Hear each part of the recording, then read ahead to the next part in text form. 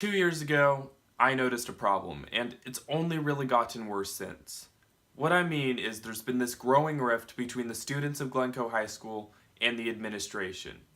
Kids just do not feel comfortable talking to the adults. Counselors are for changing classes, teachers are if you want to learn something, and the principals if you got in trouble. And obviously this has huge ramifications for mental health, which will be the primary focus of this video, partly because that's where the majority of my research is centered, and mostly because that's where I really believe most of the underlying issues are coming in here. So I'm going to give you a brief overview of my findings, some statistics I pulled out of it, and kind of my take on how to fix things. Let's roll.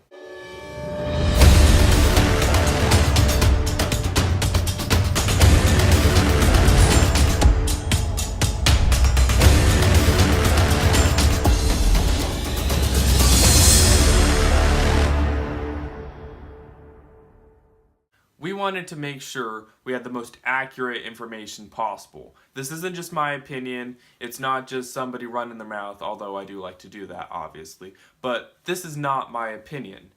This is cold hard fact. What we did is we conducted over 100 surveys from the students of Glencoe High School.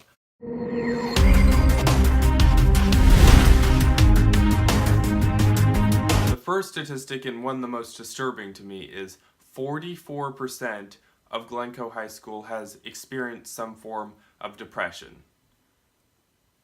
And just reading the statistic was kind of those like wake-up calls where you're like, okay, we have a problem and there's something we need to fix here.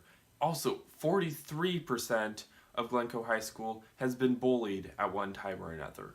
We have a problem and we need to figure out what it is quickly because kids are suffering and we need to figure out what is going on and how to fix it. If that wasn't good enough, along with half the school being depressed, 39% of students surveyed said they'd had suicidal thoughts at one time or another.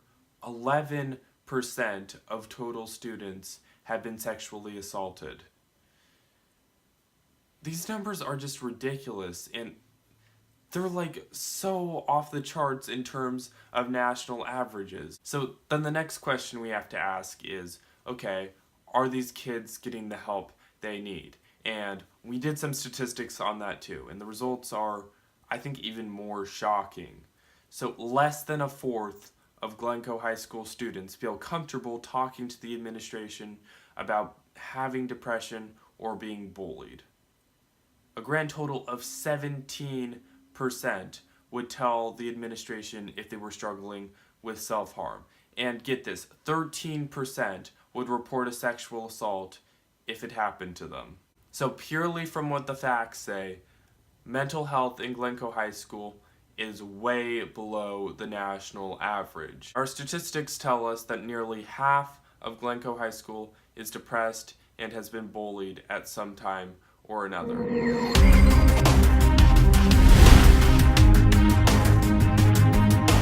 main statistics I want to hit on are the ones around the counseling center. And beyond a shadow of a doubt, these are atrocious. They really convey a general mistrust between the students and the counselors. But guess what? That's not really the counselor's fault. Before we pick up our pitchforks, let's think about this here. We have very few counselors throughout the school, and the ones we do have are severely overworked and put in positions that they're not supposed to be in. For example, they have counselors organizing events. Counselors don't study for all those years to be glorified party planners. They're in this to help people, and that's what they're good at. And we relegate them to tasks that they're just not suited for and they shouldn't be in the first place. We need more counselors. We just need more of them. There's only so much they can do. For example, I had a friend who was having some mental health issues. They tried to go into the counselor, and guess what? They were busy. They were told to make an appointment.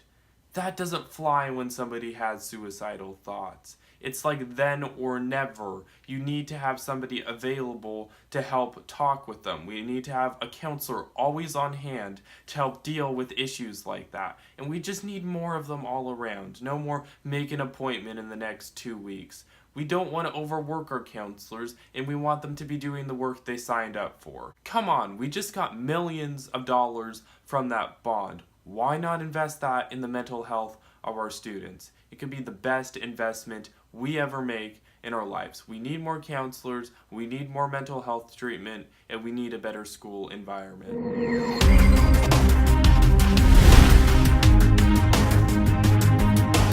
Okay, now my thoughts on where this rift between the students and the administration is coming from. To go into this, I'm going to talk about an old theory that still exists today to mixed results. It's called broken window policing. The philosophy behind this is if you crack down on small crimes, then bigger criminals will feel less inclined to commit a crime. The reason I'm bringing this up is, over the past 2 years, Glencoe has slowly started to implement its own little form of broken windows policing. We have decided to start cracking down on smaller offenses in hopes that it'll stop people from committing bigger offenses and, create a better environment somehow. So you may be wondering where the problem is.